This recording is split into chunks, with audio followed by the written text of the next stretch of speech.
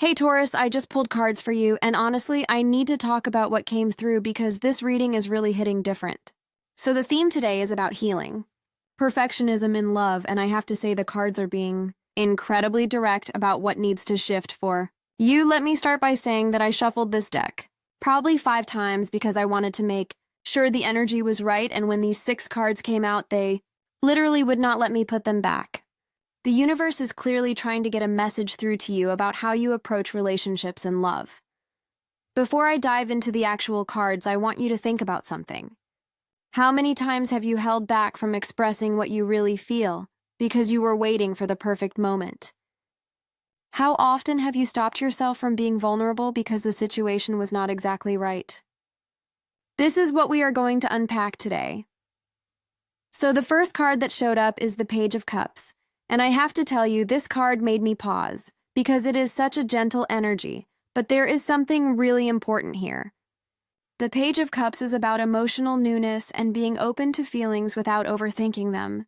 What I am seeing for you, Taurus, is that there is this part of you that wants to experience love in a fresh way, but you keep editing yourself before you even start. Think about the page energy for a second. Pages in tarot are messengers and learners. They do not have all the answers yet, and that is actually their strength. But here is what I am picking up for you specifically. You have been treating your emotions like they need to be fully formed and perfectly articulated before you share them with anyone. You wait until you have processed everything until you can present your feelings in the most polished way possible, and honestly, that is exhausting. The Page of Cups is asking you to consider what it would be like to share your feelings while they are still developing. What if you did not need to have everything figured out before you opened your heart? There is someone in your life or someone coming into your life who is going to appreciate your rawness way more than your polish. I am seeing that you might meet someone or reconnect with someone who brings out this more spontaneous emotional side of you, but you are going to have to let them see the unedited version. What is really interesting about this card in your reading is that it is suggesting you have been perfectionism, your way out of genuine connection. You think you are protecting yourself by only showing up when you are ready, but actually, you are just building walls that look like standards. The future is asking you to be more like the page. Be curious about your feelings. Be willing to stumble over your words when you are trying to express something vulnerable. Let yourself be a beginner at intimacy even if you have been in relationships before. I am also getting that there might be a specific situation coming up soon where someone reaches out to you with a genuine emotional offer, and your first instinct is going to be to analyze it to death. You are going to want to figure out their exact intentions and whether this is the right time and if you are really ready. The Page of Cups is telling you that sometimes the right move is just to respond with an open heart and see what unfolds. Not everything needs to be a strategic decision. Now, the second card is the 7 of Pentacles, and okay, this is where things get really real about your perfectionism. The 7 of Pentacles is traditionally about patience and waiting for things to grow, but in your reading, it is showing up with a different message. It is about the exhaustion that comes from constantly tending to something that you never let yourself enjoy. Here is what I am seeing for you. You have been working so hard on becoming the perfect partner. You have read the books, you have done the self-work, you have identified your patterns, you have healed your childhood wounds, or at least you have tried to, and all of that is genuinely valuable work. But there is this thing happening where you are treating yourself like a project that needs to be completed before you deserve real love. The 7 of Pentacles shows a figure looking at their garden and assessing the growth. For you, this is about constantly evaluating whether you are good enough yet. Are you healed enough? Are you stable enough? Have you resolved enough of your issues? And the answer you keep giving yourself is not yet. Not quite. Almost, but not quite. The future that is coming through this card is showing me that you are going to reach a breaking point with this approach. Something is going to happen that makes you realize you have been postponing your own happiness by waiting to be perfect. Maybe you are going to see someone else who is messier than you are find beautiful love. Maybe someone is going to call you out on how you keep people at a distance. Whatever the catalyst is, it is going to make you question whether all this self-improvement has actually been about growth or about avoiding vulnerability. What is wild about this card is that it is not saying stop working on yourself. It is saying stop using self-improvement as a reason to not let people in. There is a difference between genuine growth and perfectionism disguised as healing. One of them opens you up and one of them keeps you stuck in a holding pattern. I am getting that in the coming months you are going to have to make a choice between continuing to wait until you feel completely ready and just stepping into something that feels good even if you are still a work in progress. The Seven of Pentacles is asking you what you are really waiting for. What is the imaginary finish line you have created that you think you need to cross before you deserve to be loved as you are right now? There is also something here about patience with other people. You have extremely high standards, and that is not inherently bad, but I am seeing that you might be holding potential partners to the same impossible standards you hold yourself to. You are waiting for someone who has done all their work, who has no baggage, who knows exactly what they want, and who can meet you at this ideal level you have set. But humans do not work like that. Connection happens in the mess, not after the mess is cleaned up. The third card is the Six of Swords, and listen this. Card is about transition and moving away from difficulty, but in your reading, it is very specifically about moving away from old relationship patterns that were based on perfectionism and control. This is a future card that is telling me you are actively going to choose to leave behind some ways of thinking about love that have been keeping you stuck. The Six of Swords shows a journey across water, which represents the emotional realm, and what I am picking up is that you are going to make a conscious decision to navigate your love life differently. You have been trying to control outcomes to minimize risk, to make sure everything is perfect before you commit, and that approach has not been working. It has kept you safe, but it has also kept you alone or in situations that feel emotionally distant. The future that this card is pointing to involves you recognizing that you cannot think your way into feeling safe in love. You cannot create enough rules and standards and prerequisites to guarantee that you will not get hurt. At some point, you have to get in the boat and cross the water even though you cannot see exactly where you are going to land. What is interesting is that the Six of Swords is not a dramatic card. It is not the Tower where everything falls apart. It is a quiet, intentional choice to move forward. For you, this might look like consciously deciding to be more flexible in how you approach dating or relationships. Maybe you have had a very specific idea of what your person should look like or what order things should happen in, and you are going to start releasing some of those rigid expectations. I am also seeing that this transition might involve literally moving away from past relationship dynamics.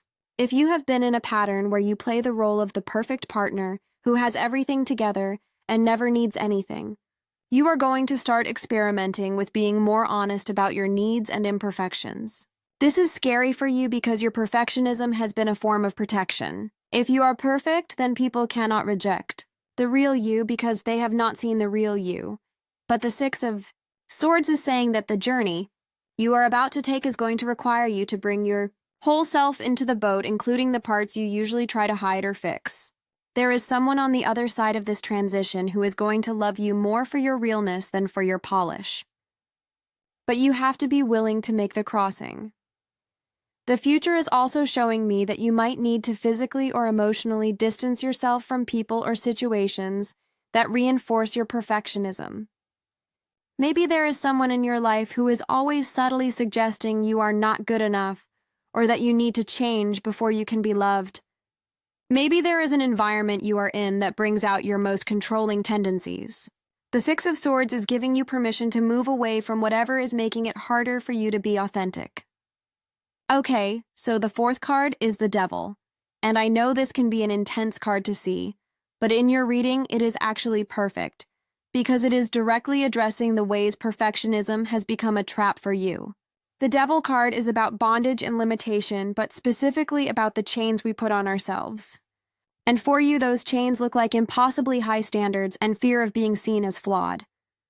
Here is what I am picking up. Your perfectionism in love is not actually about being perfect. It is about control. It is about trying to manage how people see you so that you can avoid rejection and judgment. You have convinced yourself that if you can just be good enough, then you will be safe. But that is the trap. There is no amount of good enough that makes you immune to heartbreak or disappointment. The devil is showing up to tell you that this need for control is actually running your life right now, and it is keeping you from experiencing real intimacy. Real intimacy requires imperfection. It requires showing up as you are and trusting that you are enough. But you cannot do that when you are constantly editing yourself and presenting a curated version of who you are.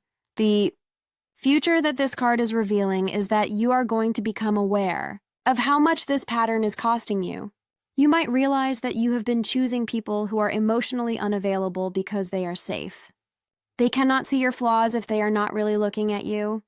Or you might realize that you have been sabotaging connections when they start to get too real, because that is when you would have to show your messy human side. What is coming through really strongly is that the devil is also about addiction. And for you, the addiction is to the feeling of control. You get a hit of safety every time you successfully present yourself as perfect, or every time you avoid vulnerability by overthinking. But like any addiction, it is not actually making you happy. It is just keeping you in a loop.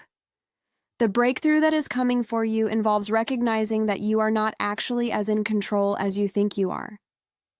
You cannot control how people perceive you. You cannot control whether they will love you. You cannot control outcomes. And once you really accept that, it is going to be terrifying but also incredibly freeing. Because if you cannot control it, then you can stop trying. You can just be. I am also seeing that the devil might represent a specific relationship or situation where you have been trying so hard to be perfect, and it is making you miserable. Maybe you are in something right now where you feel like you cannot relax or be yourself.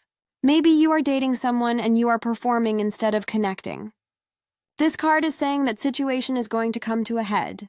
Either you are going to break free from it, or it is going to break you down enough that you have no choice but to drop the act. The fifth card is the Nine of Cups, and okay, this is beautiful because the Nine of Cups is literally called the wish card.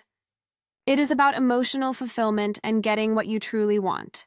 But here's the thing about this card in your reading.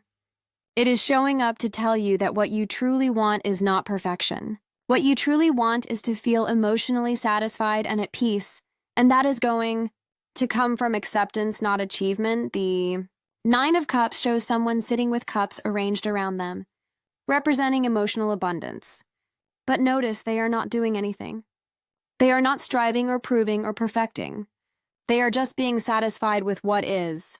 And that is your lesson, Taurus. The love and fulfillment you are seeking does not require you to become someone different. It requires you to accept who you already are. What I am seeing for your future is that you are going to have a moment of real clarity where you understand that you have had the capacity for deep, fulfilling love all along. You have been looking for it in achievement and improvement when it was actually available to you through vulnerability and presence. This is going to be a profound shift in how you see yourself and what you think you deserve. The Nine of Cups is also telling me that the universe wants to give you your wish. You want love. You want connection. You want to feel seen and accepted. And all of that is absolutely available to you. But you have to be willing to receive it, as you are not as you think you should be. This means when someone shows interest in you, you have to resist the urge to question whether you are ready enough. When someone wants to get close, you have to let them see the parts of you that are still healing. There is a specific moment coming where someone is going to offer you exactly what you have been wanting, and your perfectionism is going to kick in and try to find all the reasons why it is not right or why you are not ready. The Nine of Cups is asking you to notice when you are doing that and to choose differently. Choose to say yes. Choose to receive. Choose to believe that you deserve good things without having to earn them through perfection. I am also picking up that this card is about self-satisfaction. You need to start feeling satisfied with who you are before someone else comes along. Not because you have to love yourself before someone can love you, but because the version of love you are going to attract is directly related to how you feel about yourself. If you think you are only lovable when you are perfect, then you are going to attract people who reinforce that belief. But if you can find satisfaction in your wholeness, including your imperfections, then you are going to attract people who love you for all of it. The final card is the Ten of Wands, and this card is showing up to acknowledge just how heavy this perfectionism has been for you. The Ten of Wands is about burden and caring too much, and in your reading, it is specifically about the burden of trying to be perfect in love. You have been carrying so many expectations and rules and standards, and it is weighing you down. Here is what the future is showing me through this card.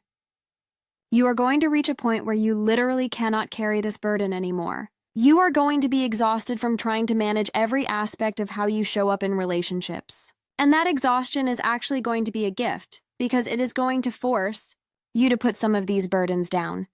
The Ten of Wands often appears when someone has taken on too much responsibility. And for you, that responsibility is the impossible task of being flawless. You have made it your job to never be too much or too little, to always know the right thing to say, to never have needs that are inconvenient, to present yourself in a way that is beyond criticism. And that is way too much for one person to carry. What I am seeing is that you are going to start identifying which of these burdens are actually yours and which ones you have picked up from past relationships or family dynamics or society. You might realize that you are trying to live up to standards that were placed on you by people who did not have your best interests at heart. Or you might see that you are carrying shame that does not belong to you. The beautiful thing about the Ten of Wands is that it comes right before the next cycle begins. It is the end of a journey. And for you, the journey that is ending is this constant striving for perfection in love. You are going to put down these wands. You are going to stop carrying all of this. And when you do, you are going to discover that you have so much more energy for actual connection. I am also getting that this card is about recognizing when you are doing too much in relationships. Maybe you are the person who always plans everything, who manages all the emotional labor, who makes sure everything goes smoothly. And while that might feel like you are being a good partner, it is actually another form of control. It is you trying to ensure that nothing goes wrong by taking on all the responsibility. But relationships are meant to be a partnership. You are allowed to let other people carry some of the weight. The future that the Ten of Wands is pointing to involves you setting down these burdens one by one and discovering what it feels like to be in a relationship where you do not have to be perfect, where you can have a bad day and not worry that it makes you unlovable, where you can admit you do not have all the answers and your partner does not think less of you, where you can just be human. So let me bring all of this together for you, Taurus, because these 6 cards are telling such a clear story about what needs to happen for you to heal this perfectionism in love. The Page of Cups is inviting you to approach emotions with fresh curiosity, instead of needing to have everything figured out. The Seven of Pentacles is asking you to stop postponing love until you feel ready enough. The Six of Swords is showing you making an intentional transition away from old patterns of control. The Devil is revealing how perfectionism has become a trap that keeps you from real intimacy. The Nine of Cups is promising that what you truly want is available when you choose acceptance over achievement. And the Ten of Wands is acknowledging that you are going to reach a breaking point with carrying all of this, which will ultimately set you free. The timeline on this is interesting because I am not seeing this as something that happens overnight. This is a process that is going to unfold over the coming months. But the cards are clear that the shift has already begun. You are already starting to question your patterns, even if you have not fully let go yet. Pay attention to the moments when you catch yourself editing or holding back or trying to control outcomes. Those moments are opportunities to choose differently, and here is what I want you to know. The person who is going to love you the way you deserve to be loved is not waiting for you to be perfect. They are waiting for you to be real. They are going to be drawn to your authenticity, not your performance. So every time you choose vulnerability over polish, you are actually moving closer to the love you want. I feel like this reading really needed to come through today because you have been in your head so much lately trying to figure out the right way to do everything in relationships. But love is not a test you can study for. It is not a performance you can perfect. It is a practice of showing up as you are and trusting that your enoughness has nothing to do with your perfection. Does any of this resonate with you? I would love to know if you are recognizing these patterns in your own life. Sometimes just seeing it reflected back can be the beginning of real change.